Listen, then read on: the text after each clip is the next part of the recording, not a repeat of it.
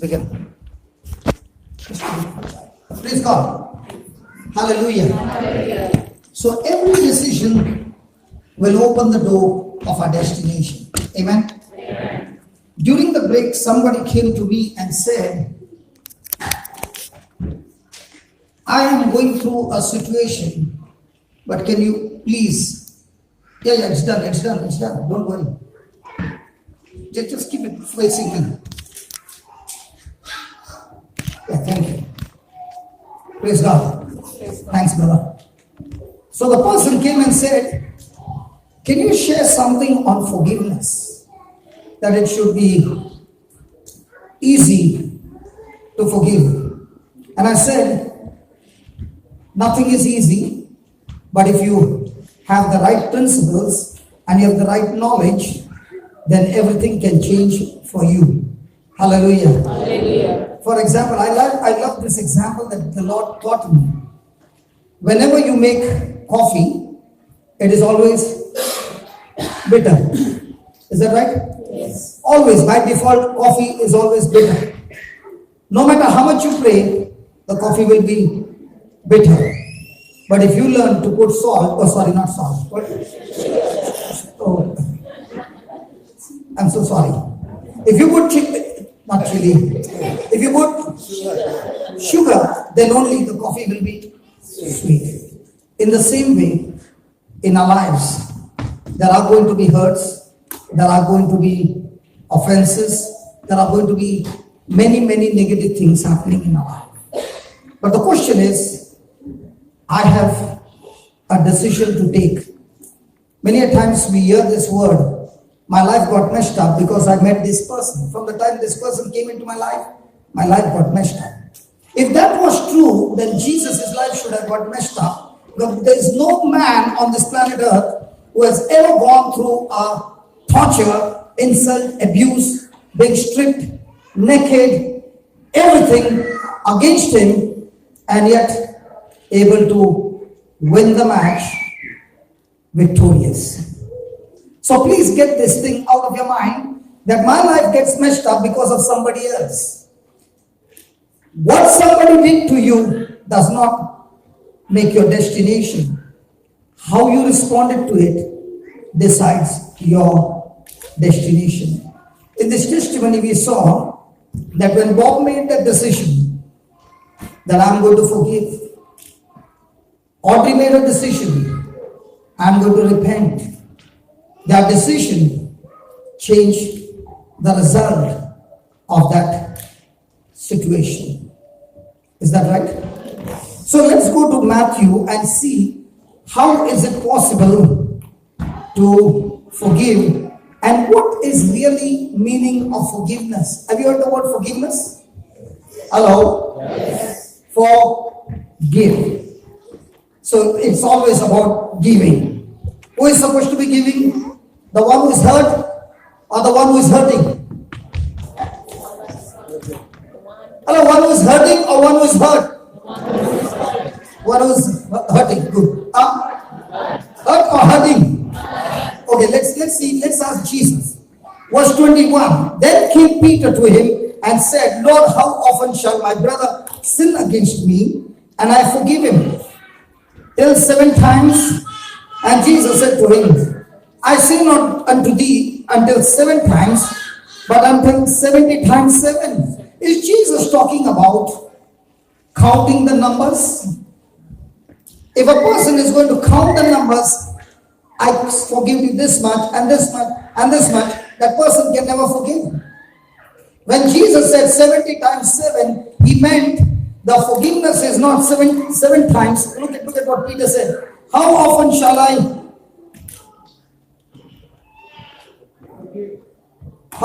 shall my brother sin against me and I forgive him? Till 7 times. When Peter asked, he was talking about 7 times, might be in one day.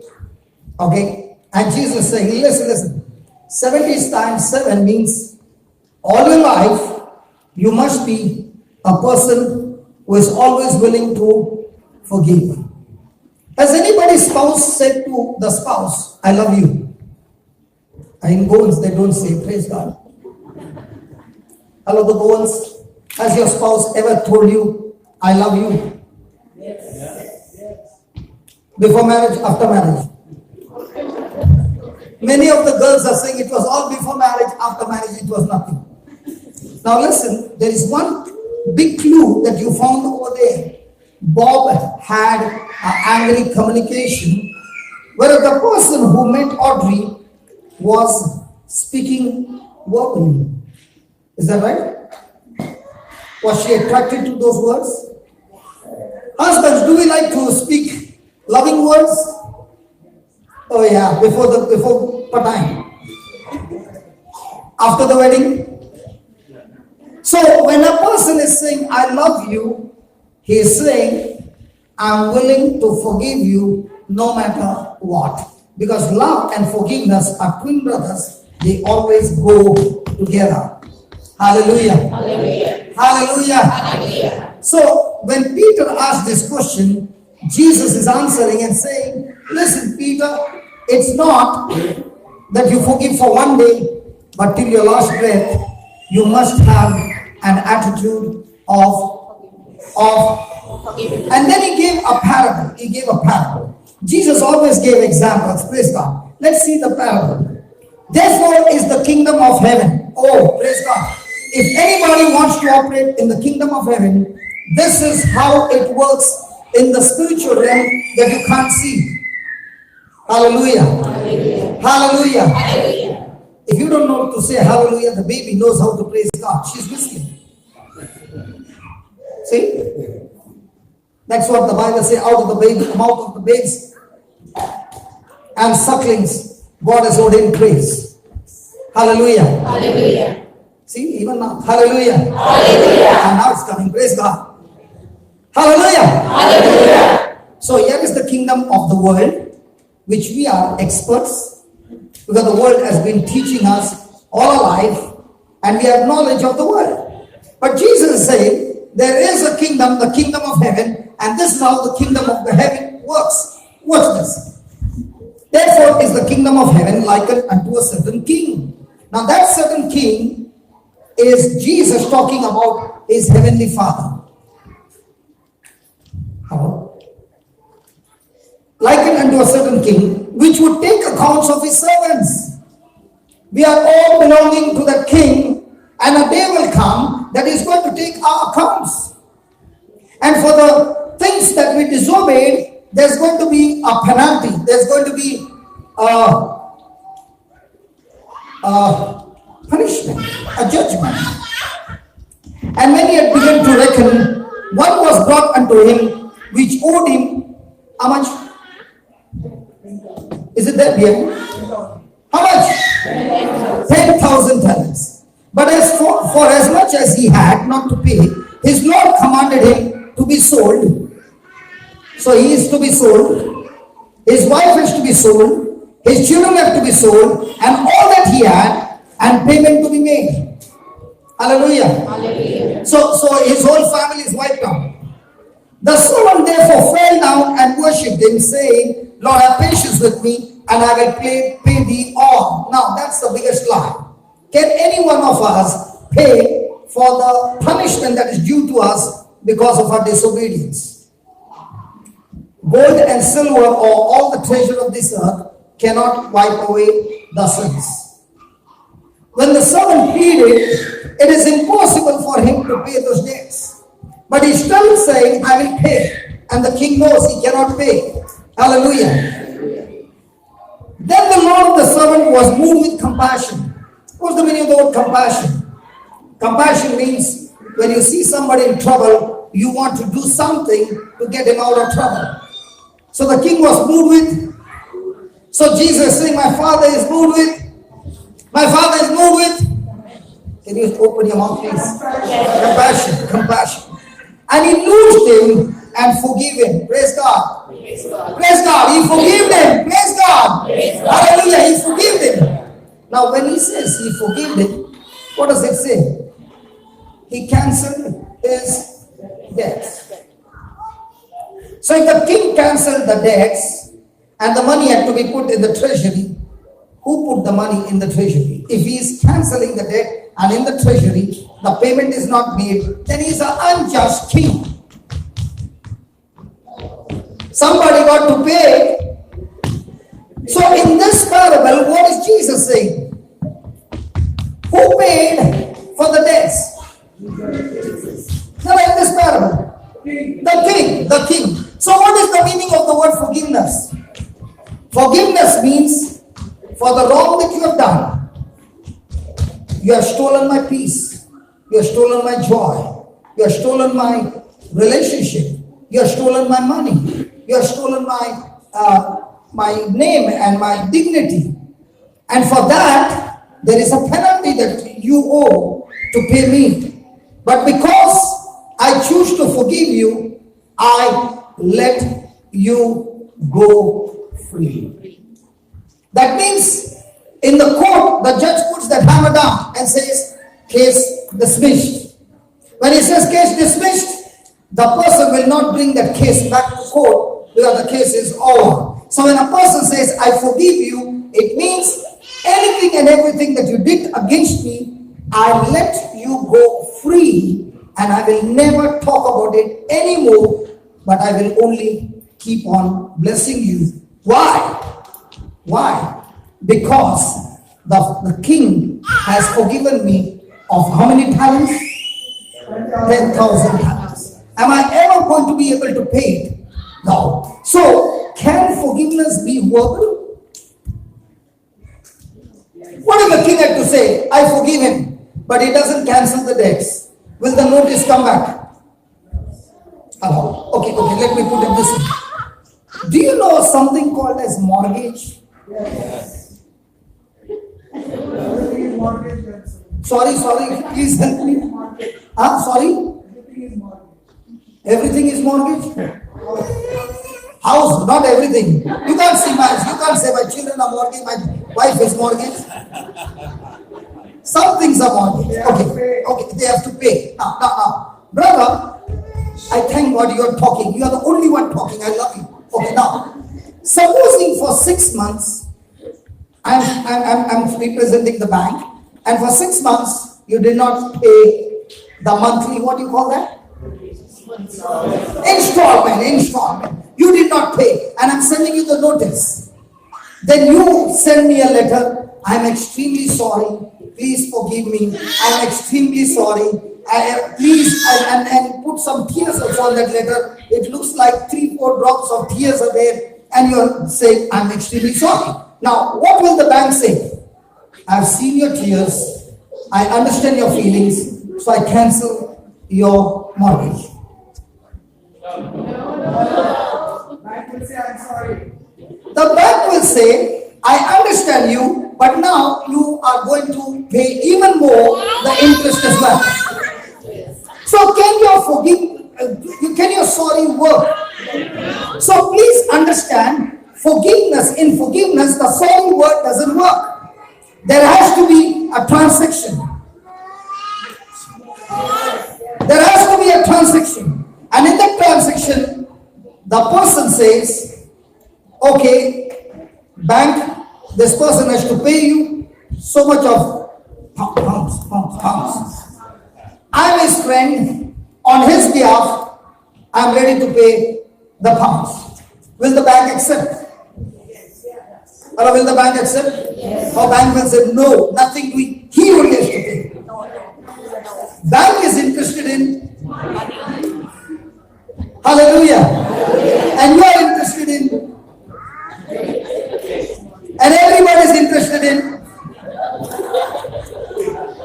hallelujah. So, yeah. Coming back. Can your sorry work in forgiveness? So that's why we understand that if I say sorry, the transaction is over. No, it's not over. For the transaction to get over, the person who has been hurt, that person says, because I love you, I'll let you go free. And I promise you one more thing. Your debts, I pay on your behalf. And from now on, I will send no more legal notice to you. How does a person send legal notice? God says, when I commit any sin, God has got one extreme weakness?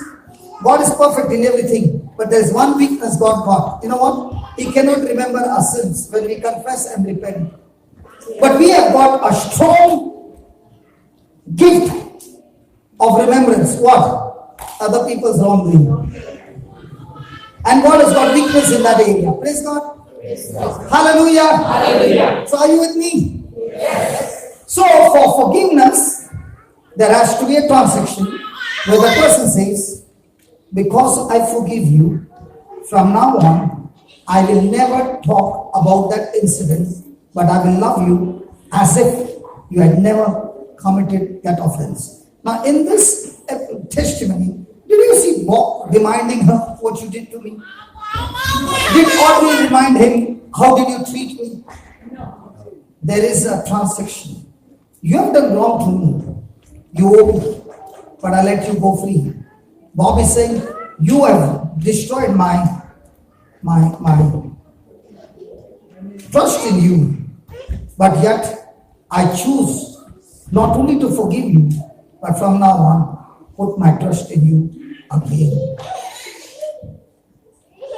Are you following? Yes. Hallelujah. Hallelujah. So is there going to be a transaction? Okay, this transaction can be done by human willpower. No. Please understand, the currency of UK is pound. If you have forgotten, the currency of India is still rupees. And the currency of heaven is faith. The currency of hell or the kingdom of darkness is fear. The currency called faith operates where there is truth. The currency of fear operates where there is a lie. Anything that is not of the word of God is a lie. Anything that abides in the word of God is a truth. So when a person is forgiving somebody, the person is saying, Lord, for the forgiveness that you have given me, I choose now to forgive this person unconditionally. Praise God. Praise now, God. By forgiving somebody, am I doing a favor to me? Come on, yes or no? Yes. Absolutely no. When you forgive somebody, you are setting yourself free from self-destruction. Because if I don't forgive, then my Father in heaven will not forgive. Let's see the B part. Let's see the B part. 27. Then the Lord of the servant was moved with compassion and loosed him and forgave him what? So was the debt cancelled? So who paid it? The king. But the same servant, say that same servant. Say that again. The same servant went out. Now when he went out, is he free now? All the debts paid in full? Yes. And he found one of his fellow servants which owed him 100 pence. And he laid hands on him and took him by the throat. Praise God. Hallelujah. Hallelujah. Hallelujah. Hallelujah. Took him by the throat. Hallelujah. Hallelujah. Anybody married? Do we take our spouse by the throat? Not with a hand, but with our words. Nobody's talking, forget it. And he laid hands on him and took him by the throat, saying, pay me that you owe. And his fellow servant fell down at his feet and besought him, saying, have patience with me, and I will pay thee all. Now, are the words that this fellow servant who had received cancellation of debt and this servant, were the words the same? Yes. But the figure was the same? No. The figure was extremely high, the one whose debts were cancelled, and the other one was absolutely nothing. So when his fellow servants, and he would not have patience with me, I will pay thee all, and he would not, and went and cast him into the prison till he should pay the debt. So what did this fellow servant do, whose debts were cancelled? He did not spare him. He caught hold of him, put him in the prison, and said, you will not come out till you pay my debts. Now did he take action against him? Yes. So when his fellow servants saw what was done, they were very sorry and came and told unto their Lord all that was done. Then his Lord, after that he had called him, said unto him, O you, hello, O you. Come on, read that. Don't close your eyes. Come on, read that. Oh you. So can it be possible a person is coming to church, active member in the church, but quick to get offended? What does God call that person? So the moment you say, I don't want to walk in love, I'm so bitter, I'm so hurt, I hate him, God calls you what? Whatever your title, you may be Mr. So-and-so and having such and such title and having such and such grade and all these things, and in the eyes of the people, you will be an excellent person. But the Lord says, the moment you have unforgiveness towards somebody, God calls you.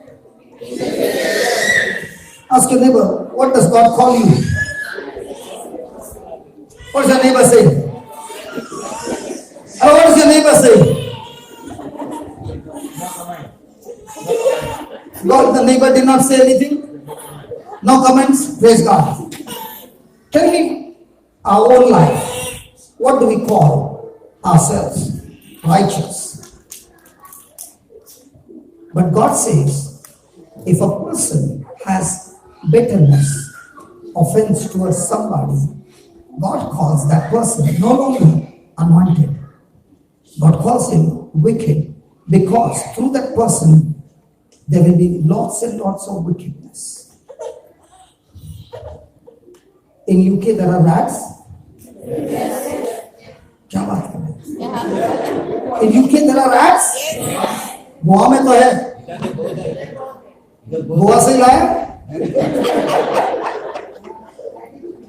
Okay, rats are there. Now, can you chase a rat? No. He runs under the furniture and all. But can you lay a trap for a rat? Yes. What do you put? A bait?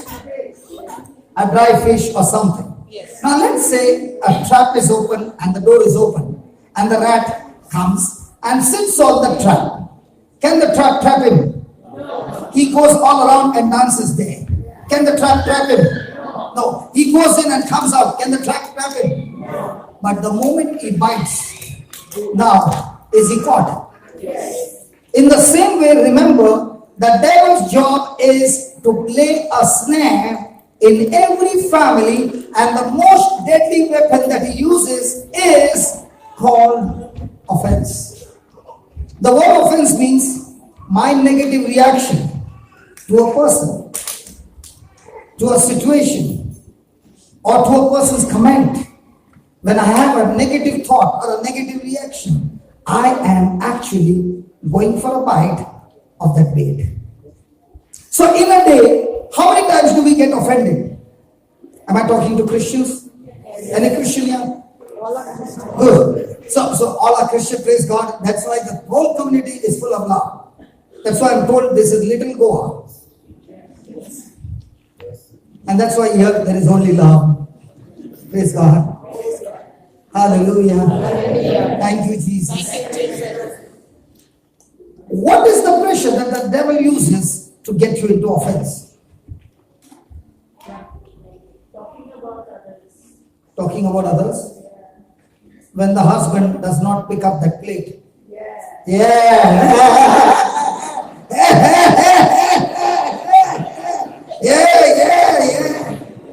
And you get, and the devil will keep saying, look at him with his legs up and watching TV and look at you. Now you are angry. So when you are angry, what has happened? And in that offense, you opened your mouth and you told him 100 times. Has he changed? No. Have you seen a dog tail? Yes. Put it in a nully. Will it change? No. But if you had to ask the Holy Spirit to change him, he would have changed him. But you are offended. Hello? Yes. Okay, does faith move mountains? Yes. Or God moves mountains? Faith moves mountains. So, could you use faith and say, I thank you, Lord, my husband has changed so much he picks up not only his plate, my plate, and washes them as well. Yes. Yeah. So now you are bitter? No. No, now you are happy. And from the next day, you say, darling, give me a plate. Now, who changed him? Your faith. Hello, faith. Okay. Let me put it this way. When a person is sick, what do we pray? By the wounds of Jesus, God will heal me. We are healed. So is it past tense? Yes. But is the sickness there? Yes. So are you speaking your faith? Yes. Because you spoke your faith, do you get the healing? So which one comes first? First the healing or first the speaking? If the speaking was first by faith and then the healing came, how will forgiveness come? The same way. So you first speak by faith, Lord, I thank you for your grace in abundance, Lord, and for the love that you have given me, and because of that love, you have forgiven me. Lord, my feelings are to kill him. But yet, because I love you, I will do what your word says, and my decision from now on is to love him. Did Bob say, I want to punch her? I want to break those doors? Come on, in the beginning. When he got the news, he was angry. He wanted to break doors, and he could not keep his anger. But the moment he came to the Lord and he began to pray, what was he praying? God, I'm going through such anger. I need your help. What was she praying? Lord, I need your help to respect him, because he has always been disrespectful. He has always been angry. And because of that anger, I have lost respect towards him. Now, did they both pray by faith? Yes. When they prayed by faith, did their situation change? No. Their situation changed only when they stuck to that faith in progress. I can say by the words of Jesus, I'm healed. And then the person comes and says, how are you?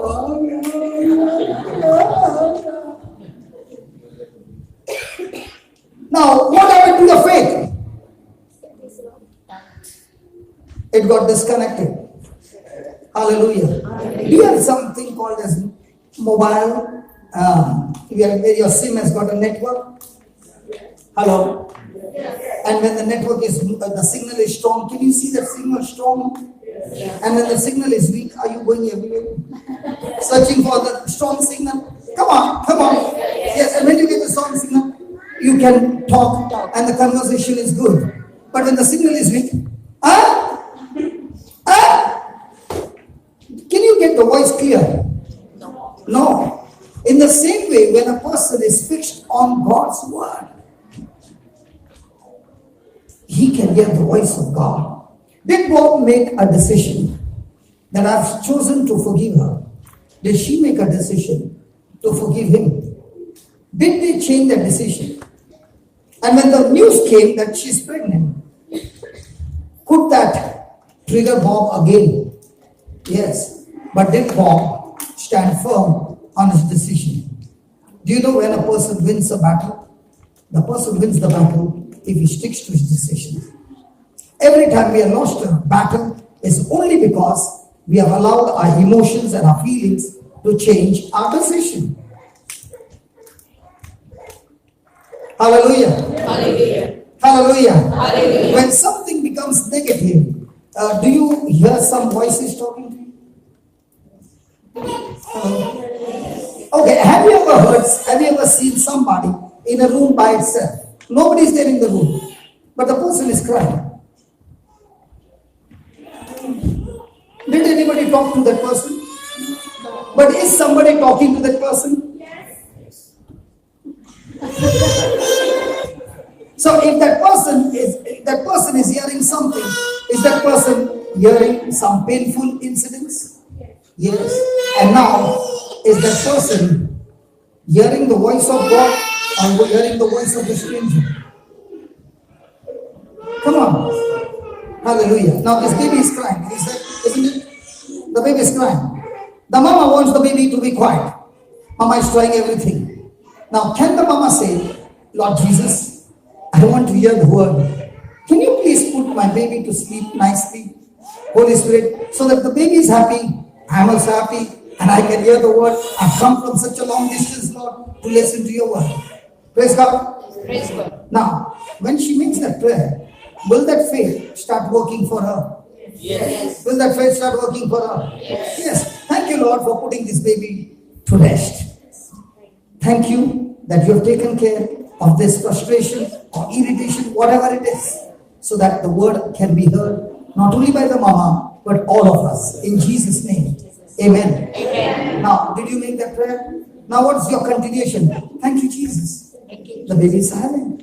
Thank you, Jesus. The baby is silent. Thank you, Jesus. The baby is silent. Lord, you put the baby to rest. Thank you, Lord. Hello? Yes. Hello? Hello? Which one is better, that you tell the Lord to do it or you want to do it?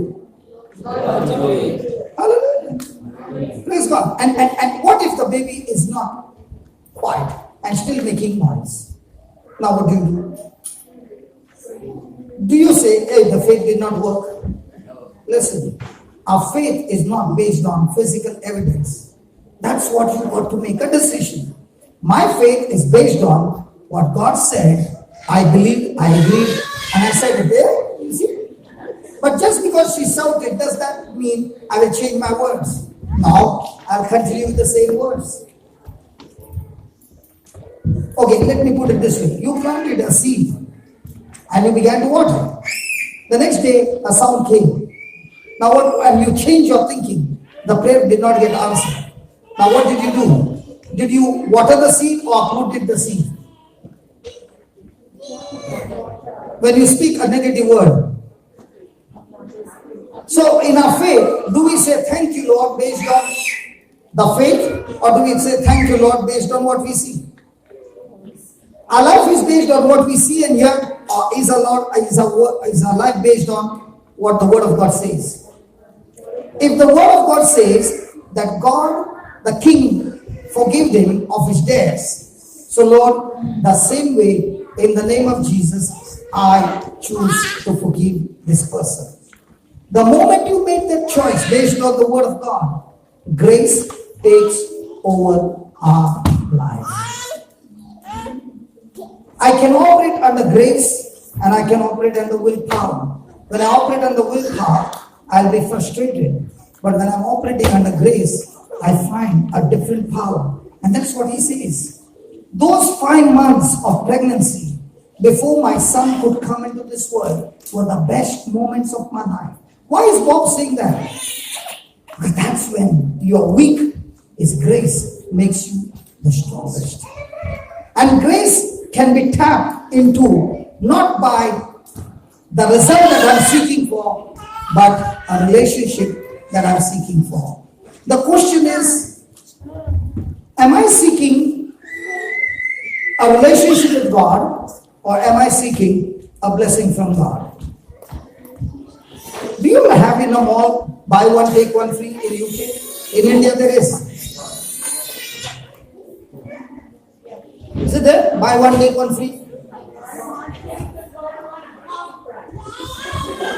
Sorry? Buy for half price, but no free.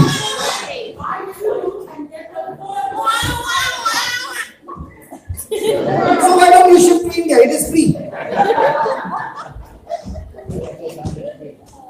Hallelujah.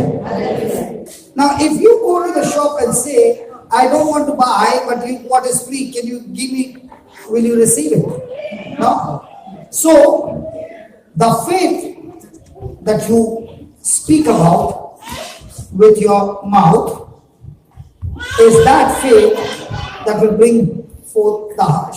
Let me show you. Go to Luke chapter 17. Did you understand up till here? Hello? Praise God. Luke chapter 17.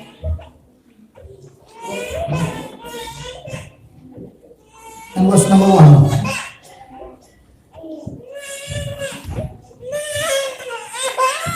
Then said Jesus unto his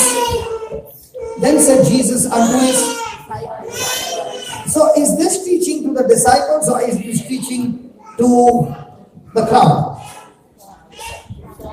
Hey. Jesus sometimes preached to the crowd and sometimes he preached to the disciple. Who is a disciple? A disciple is a student who is saying, I have joined the school to become like my master. Is a disciple. He is in a learning process. Hallelujah. Hallelujah. Relax. If he's making noise, don't worry. Relax, leave him. Yeah, let him play, no problem. If you are giving him, he's going to cry. And if he's playing around, one thing is that he's not going out of the door. Okay? And if he's playing here, don't worry, everybody is going to love him. Don't worry, he is found a partner there to play with another boy. Now listen. If these children are not going to play, we are going to play. No.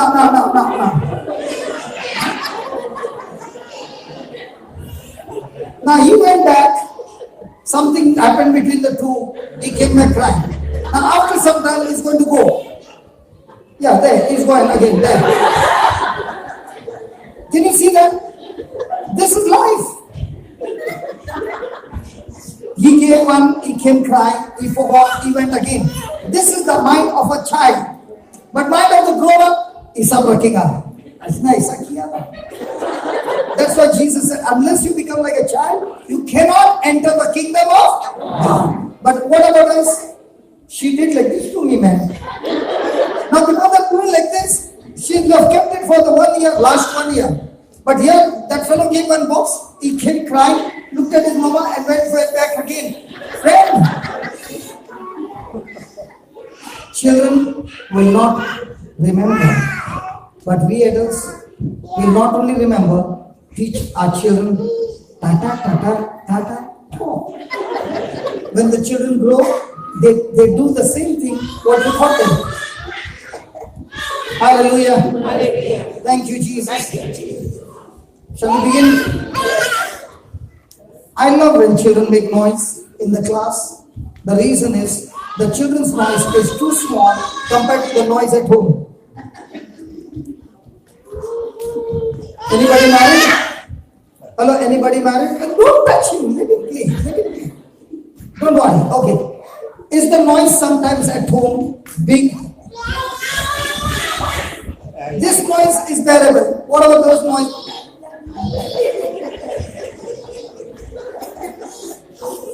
Now, remember this. How many of you have ever seen WWF wrestling? Some of the ladies are also lifting their hands. Oh, praise God. Okay. Let's say, can you come here? Come here. Now we are doubles wrestling. She's my partner, okay? And we are mixed doubles, okay? If I send her in and a man comes from inside, will he bash her up? It's a mixed wrestling. So, is she a match to him? No. So, will I send her or will I go? I should. Okay, I should go, okay. But what if I send her? That fellow bashes her up and she gives up. When she gives up, have I lost the match? Because it's a team. So I tell her, you stay out and I go in. And I bash both of them and they submit. Now, did I win? What about her? Now, did she get into the ring? But did she also get a belt? God, did she get a belt? In the same way, Jesus is saying, you don't get into the ring. I, for your sake, will get into the ring. I will get the belt and you also get a belt. Therefore, we are more than conquerors in Jesus' name. Amen. Now, how do we get the belt? You get the belt by speaking your faith and not entering the ring. The moment you speak about your problems, Jesus is outside and you are inside. In a day, how many times are you inside the ring? Hello? In a day, how many times are you thinking about your problem? So who is inside the ring? So when you come back, how do you come back? Hallelujah. Touch your neighbor and tell your neighbor, don't get inside the ring. Say, tell your neighbor.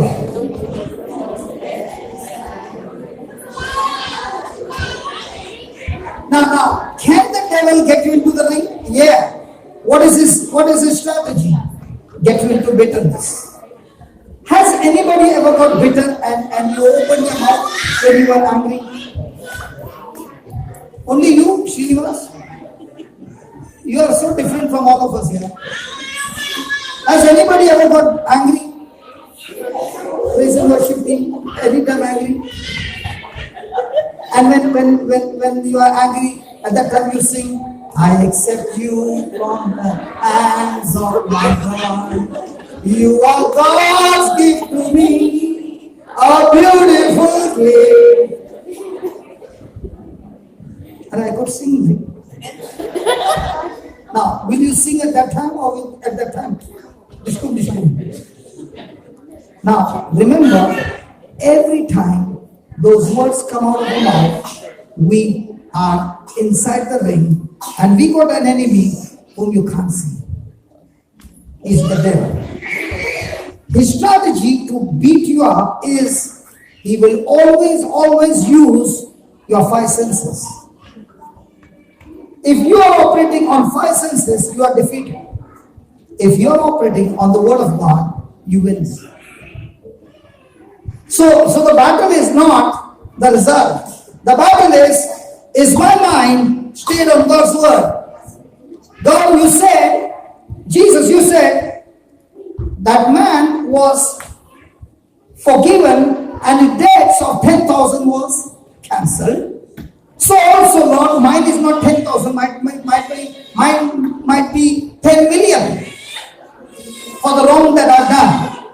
So Jesus, I choose to forgive this person quickly so that I do not get into a mess. Hello? Yes. Are you following? Yes. Okay, let's go to Luke chapter 17. Then said Jesus unto the disciples, it is impossible, but that offense will come. Say that offense will come. Hello, offense will come. He said it is impossible for you to live on this planet Earth without the offense coming against you. Now somebody will say, but Lord, I'm living according to the word of God. So please take away the offense. Please, Lord, when will this offense stop? The day you stop breathing oxygen. You stop breathing oxygen, offense will stop. What's the meaning? The day you die, offense will stop. Till then, are you going to face offenses? Can you avoid them? No. But can we have a strategy against them? Yeah. So let's see. Offense will come, but woe to you through whom they come. It were better for him that a millstone were hanged about his neck and he cast into the sea, than that he should offend one of these little ones. Now when he's talking to his disciples, he's saying, when an offense comes to a person, that person who is creating the offense, it is better for that person to have a millstone tied around his neck and thrown into the sea. Now, were the disciples during that time, all the time fighting? Yeah. Were they fighting for position, for power, for authority? Now, what must be happening to Peter? When Jesus said, a millstone hang around his neck. Will he now imagine there's a millstone around my neck? Hello? And that's why he's the first one who will open his mouth. Look that. Take heed to yourself. If your brother trespass against you, rebuke him. And if he repent, forgive him. And if he trespass against you 7 times in a day, and 7 times in a day turn again to you, saying, I repent, you shall. Now when Jesus says you shall forgive him, there shall be a transaction. Yes. Will it be verbal? No. Will it be with action? Yes. So anything that is owed, will that person cancel the legal notice like a bank issues the notice every month that you are not paid a mortgage and therefore the interest is going to increase? When a person has got unforgiveness, he is all the time cursing the person. He is all the time angry with that person. He is all the time speaking against the person. Hallelujah. Hallelujah. And the apostles, who? First they were disciples, but the apostles said unto the Lord, increase our faith. In other words, he's saying, the apostles are saying, Jesus, what you asked us to do is not possible. Humanly, not possible. So please help us, because what you have asked us to do is supernatural and we want our faith to increase. Now, is Jesus talking about offense? Yes. But now, have the apostles asked about faith? What has the offense got to do with faith? So here is Jesus teaching us how a person can forgive practically. Are you ready? Now look what he says. And the Lord said, if you had, is that condition there? Hello, is that condition there? If you had faith. Now, somebody will say, I don't have faith. So where can he go and get faith? He can borrow from somebody. So where does he get faith? Faith comes. So if he is reading the scriptures on forgiveness, will that bring faith to forgive? Are you understanding? Yes. So if a person is hearing the word over and over again, is faith coming? Yes. So if you have faith, how much? How much? As a grain of mustard seed, you might say unto this sycamore tree. Is it there? Yes. Is it mountain or sycamore tree? Now, did he say, speak to the sycamore tree or pray about the sycamore tree? Now, what is that sycamore tree representing? That sycamore tree is representing the spirit of unforgiveness. Wow. That means, if I have bitterness and if I have unforgiveness, the reason I have got it is because a spirit has captivated my mind and is made me a slave, by which I am bitter, I am angry, and I am taking the wrong decision because I am in a bondage.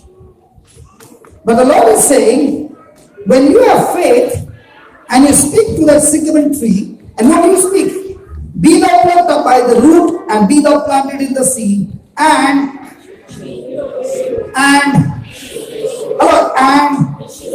so is the spirit of unforgiveness supposed to obey you, or you are supposed to obey the spirit of unforgiveness? All this time what was happening? When you don't know that it is a spirit of unforgiveness that has made you bitter against that person, your mind is blinded, and now you are all the time thinking about revenge. You are all the time thinking about the downfall. You are all the time excited, when will this person get destroyed?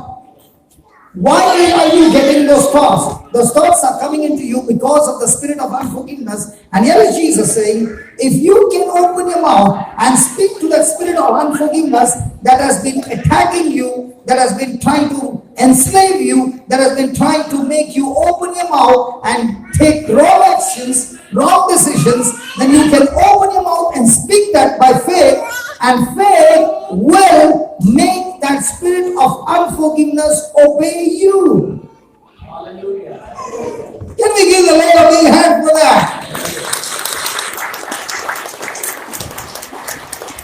Okay, let's take an example. The husband is a drunkard. If the wife goes to God and says, God, my husband is a drunkard, please help me and please deliver him from that drunkenness. Now, did Jesus say, go to God and talk and pray about the sycamore tree which is troubling you? Hello? Again. Did Jesus say, go and pray to God about the sycamore tree by faith? Look over there, come on. No, what did he say? You speak to the sycamore tree. And when you speak to the sycamore tree and you command it to leave, is the sycamore tree supposed to obey you? Come on. So now, is it easy to forgive somebody? What am I supposed to do first? Attack the spirit of unforgiveness. Attack the spirit of bitterness. Attack the spirit of revenge. And command it to get out of your life. And speak to yourself, Lord, I've spoken it by faith, and you said that it shall what? It shall what? Hello, it shall what? Hello, it shall what? Now, will this happen by faith? Hello, will this happen by faith? Yes. So, is it based on physical evidence? No. Is it based on your senses? No. It is based on the word of God. So, can a person be delivered from any spirit that is afflicting him? So does he need to go and beg to God, or he has to take authority and get the job done? How does it look that I don't know about what you use in UK, but cockroach? Okay, there's a cockroach with dark glasses and big mustache looking at you. Now, he might be shaking his mustache. Some lady might do the best breakdowns in not even Michael Jackson can't. Now, when she's doing this, is it because she has fear of cockroach? Come on. Now, can a small child come and do postmortem of that same cockroach with his hand? Come on. So the problem is with the cockroach, or the problem is with the thinking? Let's say the person has got fear, but that person has got Begon. You know what is Begon? इधर क्या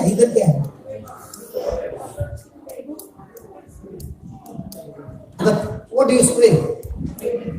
Huh? But did you understand Begon? Okay. Now how does it look? The person has got Begon, cockroach is looking and saying, hi darling, and you're saying, Father, please kill that cockroach. No, please. Now the Lord is saying, shut up, take that Begon and spray, and it will get killed. In the same way, the Lord is saying, open your mouth and speak to that spirit that is obstructing you, that is hindering you, and command it to go. And the Bible says, it will obey you. None of them look happy, Lord. Hello. Is the Lord telling you your rights? Yes. Your privileges? Yes. But if you don't use it, you're lost. So when you don't have the knowledge, you will be asleep. But when you have the knowledge, you are in command. Amen? Amen. Now, watch this. But which of you having a servant, say that servant. Can you say that loudly, please? Servant. Now, in India, okay, are you going to work? Yes. No? Yes. Are you going to work? Okay. There, do you take, what do you call it? Instruction from the boss, or you do what you want? So do you need to submit to whatever the instruction is given? Are you supposed to carry it out? So do you work for 8 hours? Supposing 8 hours. So all those 8 hours you are working. Correct? After 8 hours, what do? You take a break. What if somebody gave you a servant to work everything at home and says you don't pay the salary? None of them look to be happy. And very, very efficient servant. Would you be happy? Does all the job and you don't have to pay the salary? Your friend pays the salary to that servant. Okay? And after 1 month, he comes to visit your house to see how much you are blessed by this servant. And when he comes there, he sees that the servant is sitting on a sofa, eating popcorn and watching TV, and you are shopping the food. Now, my question to you is, what will be the feeling of that person who is paying the salary and you are still working hard and the servant is eating popcorn and watching football? Angry. That's exactly what Jesus is saying. Faith is not your servant, but faith is given to us by the Holy Spirit, and this Holy Spirit is willing to work for us day and night, but he can only work for us when we speak our faith. Imagine for all these problems that are there in your life, and the Lord is saying, come on, open your mouth and speak to that sycamore tree. Speak to the trouble and speak faith to the trouble and command it to get out, and it will obey you. But if you don't open your mouth and speak it, then the trouble will trouble you. Either you trouble your trouble or the trouble will trouble you. But when you use faith, faith will begin to trouble the trouble. Hallelujah. Hallelujah. Now, you might be having 20 different issues in your life. But when you start speaking faith, when one job is done, faith gets onto the other job. Watch this. See what Jesus says. Which of you, having a servant, plowing or feeding cattle, will say unto him by and by, when he's come from the field, go and sit down to meat? This servant has been working on the field the whole day and has come home in the evening. And when he has come in the evening, will the master say to that servant, now you can go and rest? Or will he say, go and cook food for me and get everything ready? Did he give him off? No. Now, did the apostles speak about faith? Yes. Is Jesus talking about faith? Yes. And Jesus is saying, faith works like a servant who does not take rest at all, that even when you are resting, faith is still working for you, if only you say by faith to every sycamore tree in your life.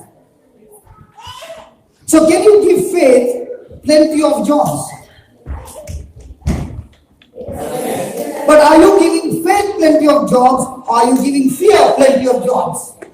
So every time you're talking about your fear about your children, fear about your finances, fear about your job, fear about sickness, fear about this, fear about that. Now, have you activated the spirit of fear to work against you and bring disaster in your life?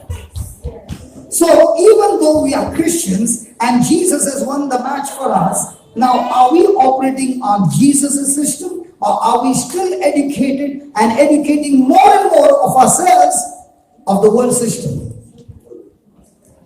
There's a world system, there is God's system. Which system are you operating in? And if somebody is saying God's system, my friend, what will be the proof? Faith is working for you. And when faith works for you, it is never natural. It is always supernatural. And when faith works for you, faith will always make you work. No longer for you, but He will use your faith to work for the kingdom of God. Hallelujah. Hallelujah. Thank you, Jesus. So, are we giving faith some job, or all the time talking about our problems? So can I speak by faith? In the name of Jesus, I have forgiven this person. I have nothing against this person. I bless this person, and I thank you, Lord, that as I have forgiven this person, I too am forgiven from my sins. And I thank you, Lord, that I am no longer in self-destruction of my own life by my unforgiveness. So the spirit of unforgiveness is gone. The spirit of love is there. And wherever there is love, there is victory. Because God is love. When a person is operating in love, Satan has no defense against love. Satan is confused where there is love.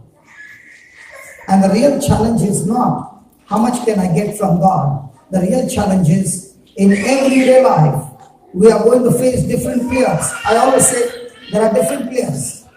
There are some old players and there are some new players. And every player is going to do something or the other. And when the play starts from morning till night, the old players will never leave you. And they are the toughest one who will give you the best opposition, the best training. Who hurts you the most? If your spouse is sitting next to you, please don't open your mouth. Who hurts you the most? You're all thinking, who really? Do you get hurt? Yes. So who hurts you the most? Not only spouse, anybody whom you love the most. That's why Jesus said, love your enemies. When he said love your enemies, how did he tell you how to love? No, he said how to love. When somebody slaps you on one cheek. Now, when somebody slaps you on one cheek, is it going to cause offense? Let me give you an example. Supposing I and she had great enemies from a long time. And I know today is a birthday party or a coming in party, and this sister is going to invite her. And I've come to the Lord, and I know that today I'm going to visit her, she'll be there. So I'm preparing myself. When I go there and I meet her, I've made a strong decision to forgive her. Okay? So now they all are sitting, and I stretch my hand and I say, good evening, how are you?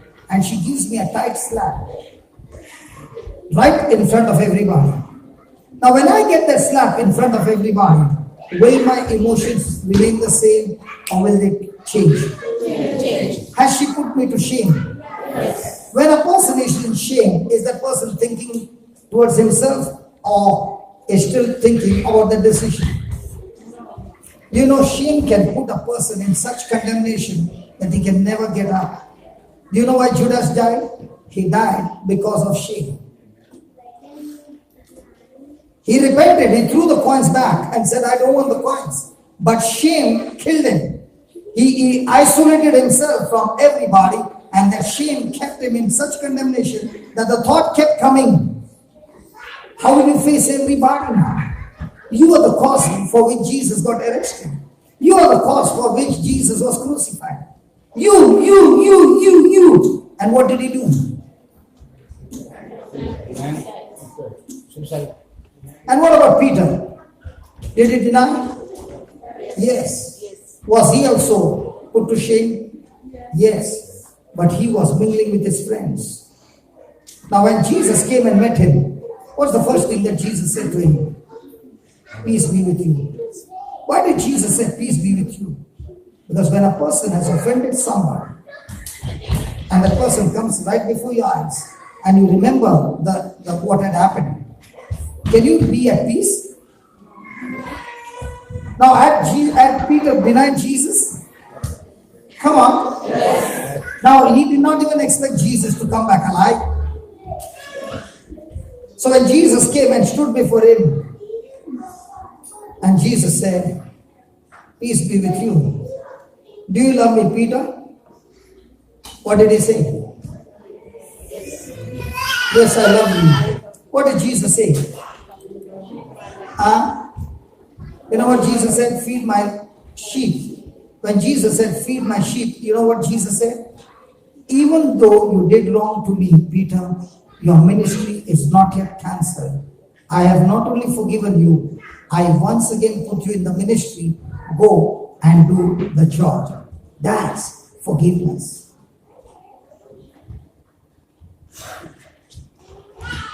His action did not change Jesus from changing his action towards Peter.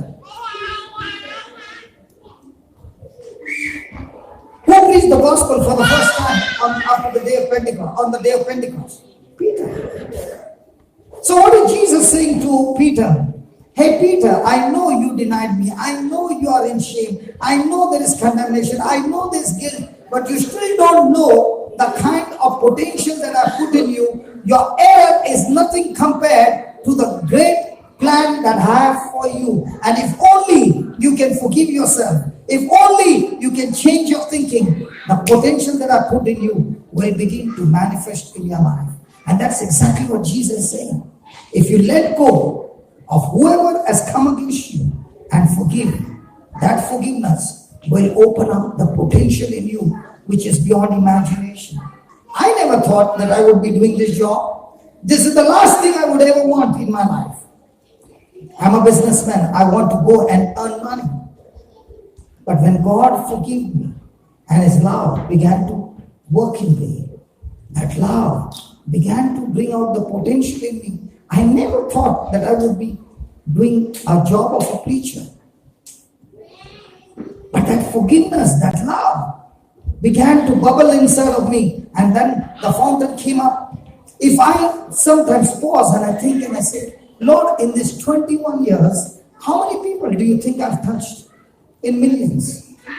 If one person can make a choice to let go of everything that has come against him and operate in love, praise God, what Jesus has done for me on the cross will begin to manifest in my life and through my life in the lives of others. For the kind of life that I lived, I don't even need an election. I'm a first-class candidate to go to hell, the life that I lived. But He forgave me. The price that He paid to set me free. I am that servant, not 10,000 talents, but I can say 1,000,000 talents that He forgave me. And every day is a day that there are so many things happening. And if I can let go, then everything will change. I'll give you an example. Before I came here, on a Monday morning, I came from India to Dubai. And I was just longing to get my passport stamped for Dubai visa. I went early in the morning to have bath. My pant was outside. The lady did not realize. She took the pant and put it in the washing machine. When I came out of bath, I saw my pant inside and I sat down and I cried. And she said, "Why are you crying?" I said, "My passport is in that pant." I literally cried. My crying was not because the passport was gone. My crying was that in the next 5 days, I cannot get my passport. I cannot get a Dubai visa and I have to apply for my UK visa again. 3 things. And I was crying. And that's the time of the tears rolling down. I said, "Lord, help me to pass the test." Because of what happened was triggering extreme anger, extreme bitterness. But I knew one thing. She had not done it on purpose. Is that right? Yes. So after 3 minutes of crying, I said, "Sister, what has been done is done. Do you know where the Indian consulate is?" She said, "I'm coming with you." And we got into action. We went from this side to that side, this side. Somehow we were able to give the application by, I think, 11 o'clock or 12 o'clock. That's the cutoff time we managed to give. And we spoke to them and I showed him my flight ticket. It takes 3 working days. So Monday, application, Tuesday, Wednesday. Wednesday I get my passport. It takes 3 days for Dubai visa. Thursday. Friday, Saturday is off. Sunday, Monday, and then there is a Eid holiday till another week. And then again, and then apply for the UK visa, which takes another 2 weeks. Everything looked like this trip is gone. But we began to use our faith, walking in love. The person at the Indian consulate said, "Come tomorrow, I'll give you the passport." So Tuesday, the passport was with me. Went to the Dubai consulate to stamp the visa. I've never seen. My visa was stamped in 8 minutes. In 8 minutes, the visa is in my My passport is in my hand. Praise God. Praise God. I ran now to the UK visa. And UK, thank God, UK has got a visa on emergency, 1-day visa. You apply it in the morning, you get it by evening. Wednesday evening, the passport was in my hand. Okay, did it cost you money? Extreme money. But because of that visa that I got, could I make a trip over here? Now, when I said, Lord, so much of money, and he said, when did you think that the money belongs to you? You are just a steward. The money belongs to me. And when did you think that the souls are so cheap? That the souls are so cheap? And from that time on, I began to rejoice and I said, Lord, in this trip, you are going to touch more people and more souls than I've all the time taken a trip to UK. Praise God. Praise God. Hallelujah. Hallelujah. Is it painful? Hello? But at the same time, when you look at what Jesus has done, is it rejoicing? And when I got that passport in my hand, I said, devil, you played the best shot, but the Lord gave me victory. And because I passed the test, you have to pay me back 7 times in Jesus' name. What did that now? Will that woman be at peace? You know what I told that woman? Don't you worry, because we are only the stewards. And remember, because we are the stewards and we passed the test, you did not see me cursing you, getting angry with you, but we worked together. You helped me to get everything organized so quickly. Come on. It is you passed the test, I passed the test, and Satan lost the test. Hallelujah. Hallelujah. So every day there is going to be a test. Praise God. Praise God. Hallelujah. Hallelujah. Thank you, Jesus. Thank you, Jesus. Can you just write down of what we studied?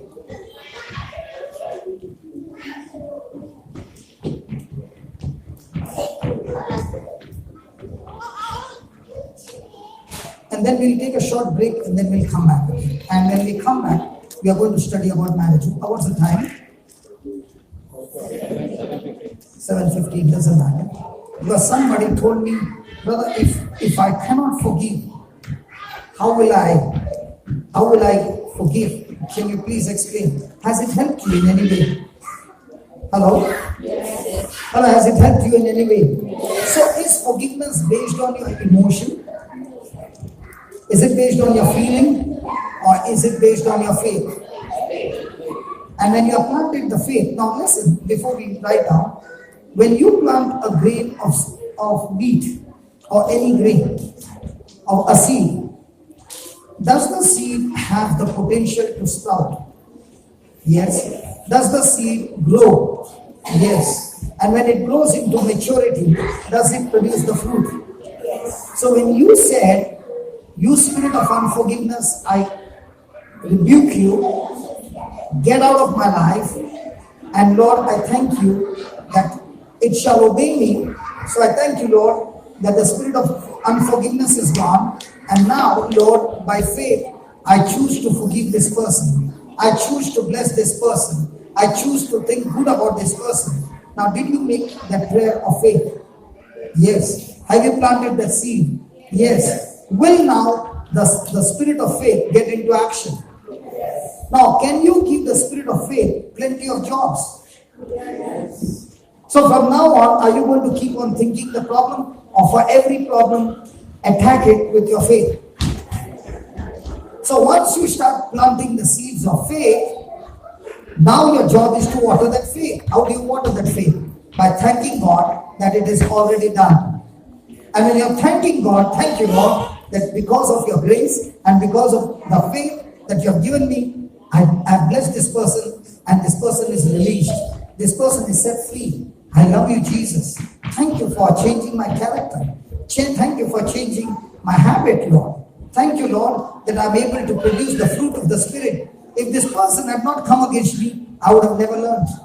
And that's what Joseph said to his brothers. Listen, I know you have done wrong to me.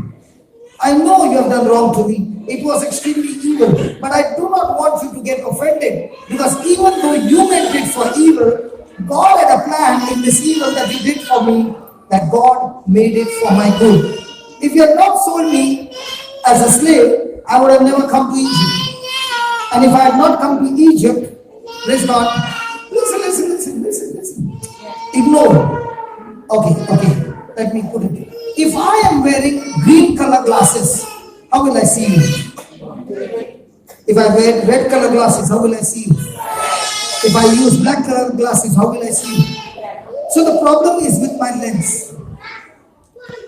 If I wear the lens of Jesus, of the Word of God, I will see everything through the eyes of Jesus. All I need to do is change the lens. Praise God. My question to you is, were we not like this child once upon a time? I don't know what this mama is going through. I don't know. But she knows. And she has come to listen to the word. But at the same time, there is so much of distraction, so much of disturbance. And she's saying, what I can hear and I can go and put it into practice, my whole future will change. So can you see somebody who is going through the pain that you can be compassionate? Hello? Yes. Yesterday we were in a church and that girl was hyper. She was running inside the church all around. Okay? Making big noise. It was absolutely irritating. But I want you to think about that mother. She has brought this baby to church believing that when I bring her to Jesus, Jesus is going to do something for my baby. Are we going to be like the disciples who told Jesus, that woman, she's going on screaming, send her home, Jesus? Or are we going to be like Jesus, who touched her and said, woman, go in peace, your faith has delivered your baby, who was having a demonic spirit for 18 long years? Or which one? And the more you feel compassionate for others, the more you will experience God's power. Amen? Amen. Hallelujah. Hallelujah. Okay, let's write down.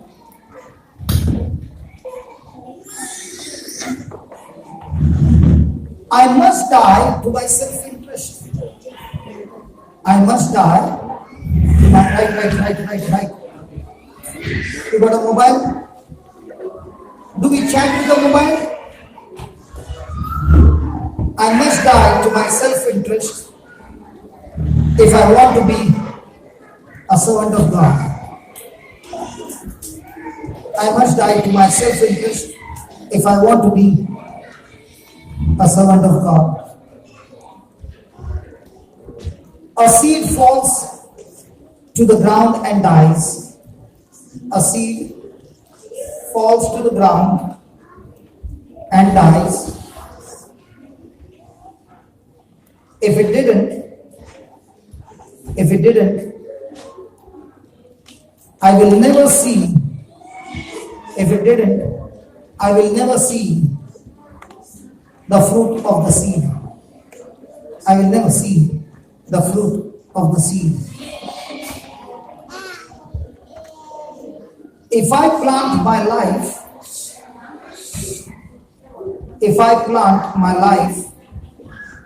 like a seed,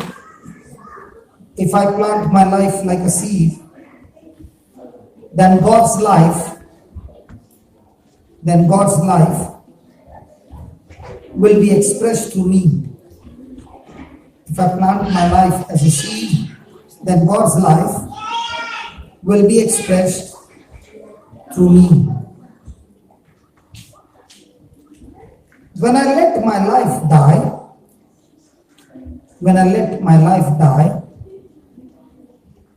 then I become a servant of God. When I let my life die, I become a servant of God. A man's life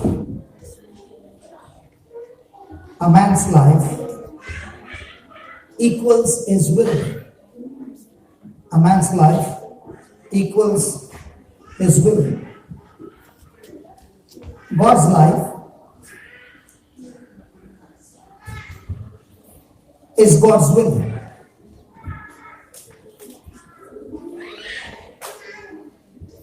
God cannot live through me.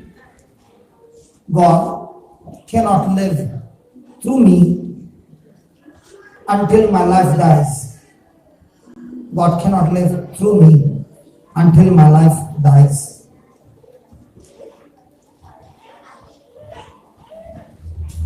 When I persist, last one, okay. God cannot live through me until my life dies. Until my life dies.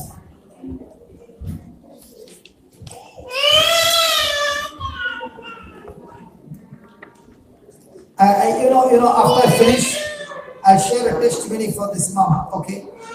Which will bless everybody. Thank you, Holy Spirit. When I persist on pursuing, you can learn such a beautiful thing from this child.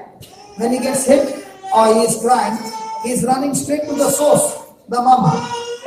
When I get hit from people, where do I run? To the source God or to somebody's shoulder? You run to somebody's shoulder, you are in a mess. Because no shoulder can comfort you. The only shoulder that can comfort you is the Lord Jesus. I'm looking at him and he's talking, he's preaching to me much better than I'm preaching to him. Because I'm seeing him, the mama pacifies him. After some time he's quiet. He goes for a next adventure. And in that adventure he's going with faith. Okay, everything will be all right. But there he gets a hit. The moment he gets a hit, he's not running here and there. He's running back to the mama, and the mama again wipes out his tears, and then he's charged again for the next adventure. And that's how he's alive with Jesus. Jesus heals you of all your wounds, but that doesn't mean you are immune to Satan's attack. Satan still comes to attack you, and the best part is when he attacks you, the Lord strengthens you to face every attack and come back victorious. Amen. Amen. What was the last line you wrote? Are you getting any profit by writing? You know what is that? If a person applies those instructions in life, he can never experience a defeated life. Because those are truths. Satan cannot stand those truths. And the real challenge is, if you can go home and see those truths, we not only you, we all will find most of the time we fail in operating in these truths. Hallelujah. When you persist on pursuing your will over God's will for your life, when you persist on pursuing your will over God's will for your life, you demonstrate selfishness. You demonstrate selfishness.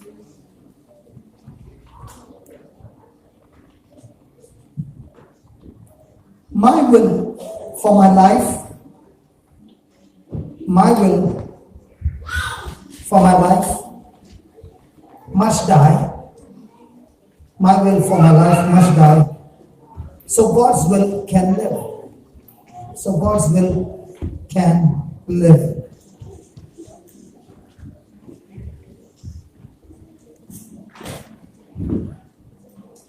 My will must be treated like a seed. My will must be treated like a seed that is planted,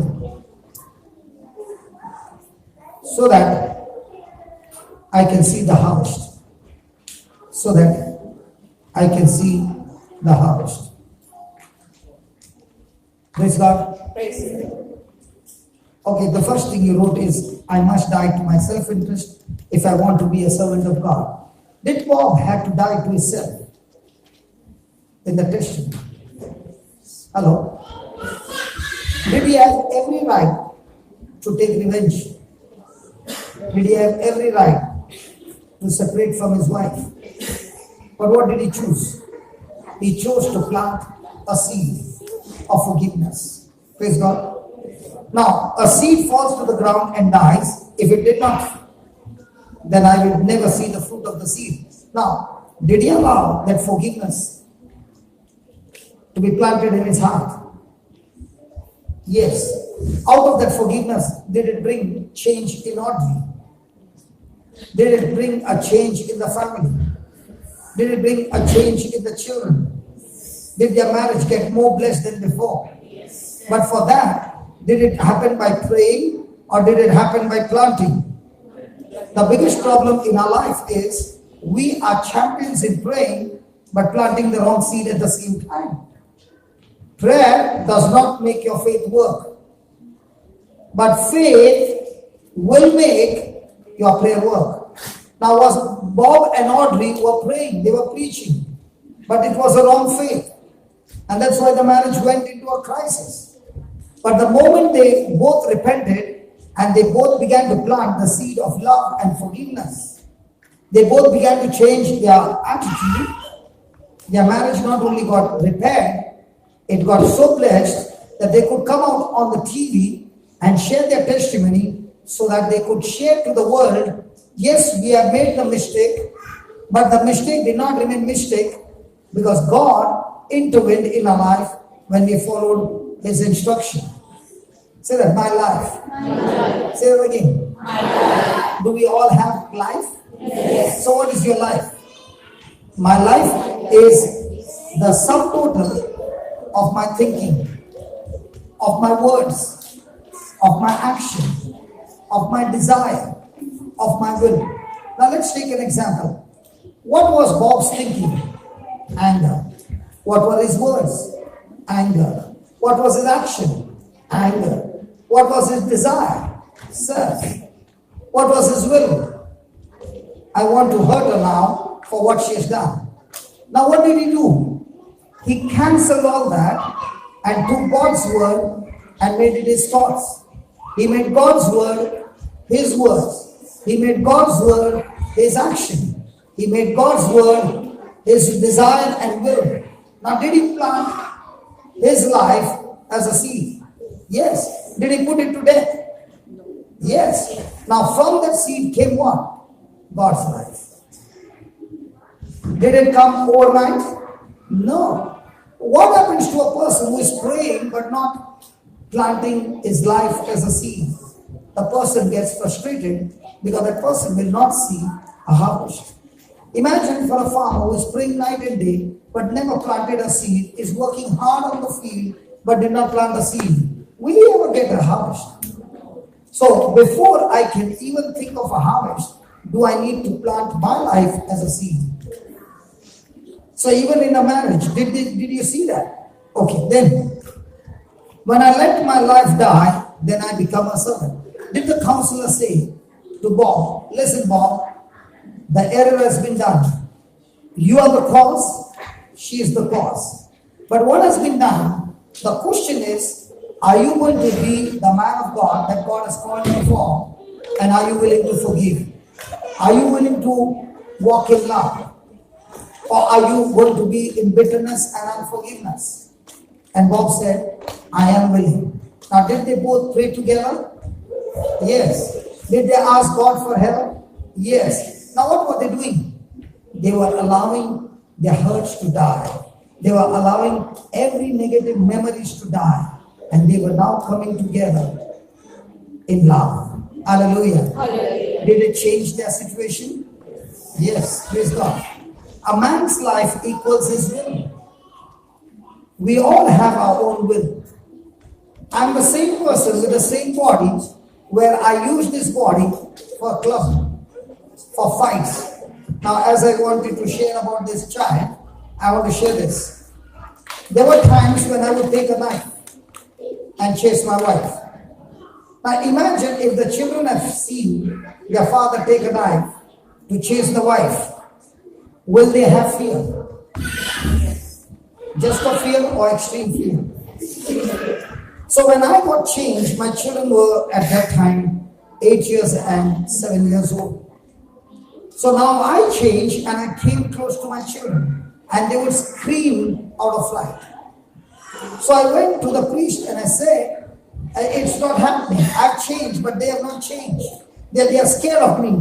And he said, listen, there are certain incidents that have happened in their life which is stored in their memory. And unless that is taken out, they are going to respond the same way. And the more you force yourself, you are going to make things worse. So I said, what do I do? He said, it's so simple. The Bible says, Jesus is the same yesterday, today, and forever. Amen? Amen. Amen? Amen. Hallelujah. Hallelujah. And if he's the same yesterday, today, and forever, he knows what your baby has gone through. He knows what you have gone through.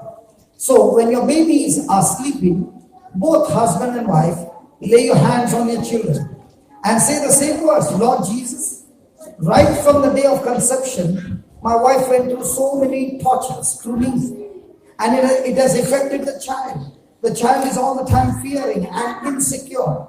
But Lord, you can go into the past. And I invite you now, go into the past. We ask forgiveness from our children.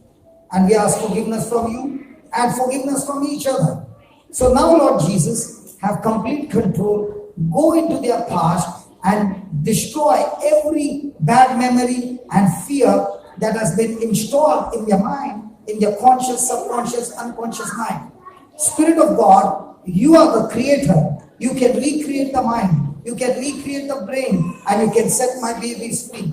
So I thank you, Lord, that you have set my babies free. And then for half an hour, we would praise God. And we would do it every night. 15 days later on, anybody from Bombay?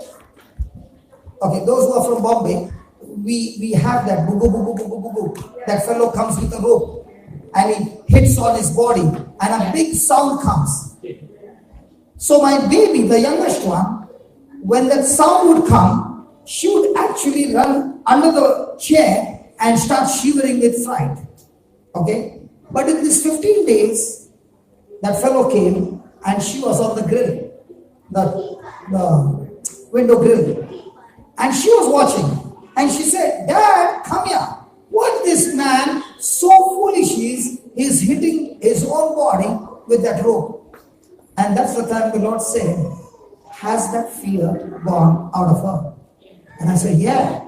So every other fear has gone because you spoke the seed of faith. You know, when my children were 8 and 9, at that time, I became a horse for them.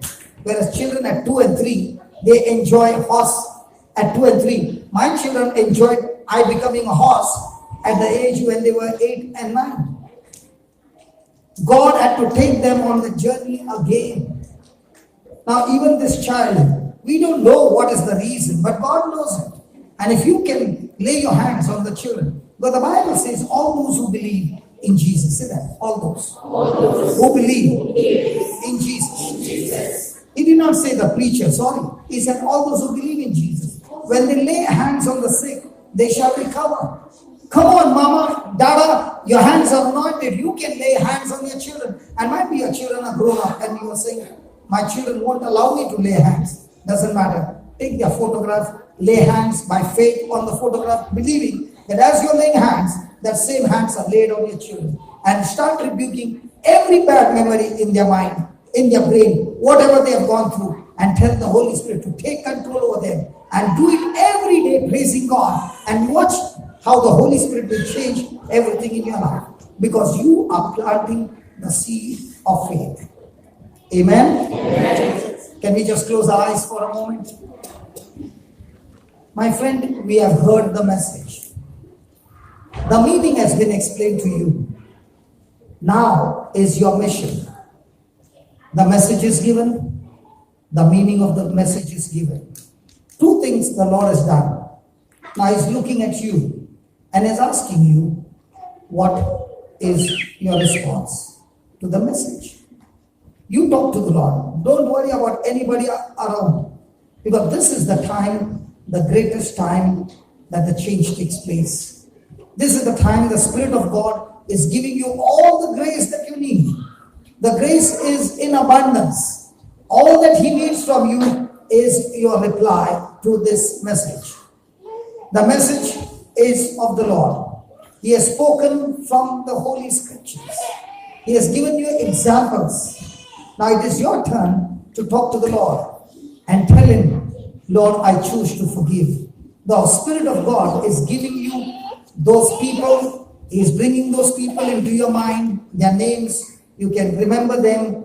Tell the Lord, Lord, I thank you for reminding me of all these people. I choose to forgive them unconditionally. I choose to bless them, Lord, unconditionally. And as you're forgiving and as you are blessing them, remember, Satan's legal right over you is being destroyed. Remember the rat caught in a trap. He is going to be killed. But right now the Lord has opened the trap for you. You can get out of the trap by your own decision to let go of those people. The Lord is saying, do not remember the things of long ago. I know that you're going through the river. I know you're going through deep waters, but you shall not be drowned. I know you're going through that fire, but that fire will not be able to consume you, because I, the Lord your God, I am the one who created you. I am the one who formed you. I am the one who delivered you from your mother's womb. I am the one who gave you that name. I am the one who took care of you. Don't remember those things. Let go of those things. Don't even consider them. Don't even meditate on them. Just let them go. Let them go. Let them go. Just release them by faith. And as you are doing that, the Lord is saying, child, I am doing something new for you. Right now, it is springing forth. Even in the wilderness, I am making a highway for you. Even in the desert, I am making rivers for you. Do not fear. Do not be dismayed. Do not be stressed out. I am with you. I am the Lord your God, the God of Israel, who loves you. You are precious to me. And I am the one who strengthens you. And I am the one who empowers you. And I am the one who upholds you with my victorious right hand. Father, from every heart, the word of faith is being released. From every heart is flowing forgiveness. Every spirit of unforgiveness, every spirit of pride and ego and rejection, every spirit of unbelief and selfishness has been cast out. And by faith, O Lord, your anointing that removes the burden and destroys the yoke of the devil is working in each and every one. And by the power of your Spirit, O Lord, there is deliverance. By the power of the Spirit, O Lord, there is victory. By the power of the Spirit, there are signs, wonders, and miracles. Right now, my friend, there's an anointing flowing into your body, into your life, into your marriage, into your workplace, into your finances, in every area of your life. There's an anointing flowing. And this anointing is destroying every work of Satan. It's destroying and sanctifying your marriage. You made that decision to forgive. That decision has opened the door of blessings upon your life. Your relationship with God has been restored. Jesus, your good shepherd, is here. He has heard your cry. He has come to rescue you. You are his sheep. You hear his voice. You heard his voice and you responded to that voice with your own choice to forgive, to love. And that choice of forgiveness and love is a seed that you have planted. The selfishness has been nailed on the cross. And now the Lord's lordship is over you. And Jesus, who is the Lord and Savior of your life, the mighty healer, is healing you in your body, in your soul, in your mind. Depression, oppression, and all kinds of suicidal tendencies and bad dreams are destroyed right now. The same Lord, as you are forgiven, is blessing you a threefold healing: the physical healing, the healing of your mind, and financial healing. The whole package has come upon your life. Thank you and praise you, Father, in Jesus' name. In Jesus' name. Amen. How many of you believe that you have been set free now? Lift your hands up, please. How many of you believe that you have been set free as you made that decision? Come on, lift your hands up. How many of you today made the choice to forgive? Lift your hands up. Wow. Hell must be screaming. Praise God. Hallelujah. Hallelujah. How many of you experience physical healing right now? Come on, lift your hands up. Check it out. Those who had come with any kind of pain, that pain has left you. How many of you came with pain? Nobody came with pain? Yeah, brother, you lifted your hand up. Is that pain there? Is it there? Okay. We come back from break and we continue, and then we will have the healing service. Now, which one is more important? Have the healing service or understand the truth? Now you understand that if I have the truth, I can play this game, devil. You cannot win. Amen? Amen. So we take a 10 minutes break and we come back, and this time we are going to study a deeper version of marriage. Okay? So we got very less time. Let's go and come back quickly. God bless you.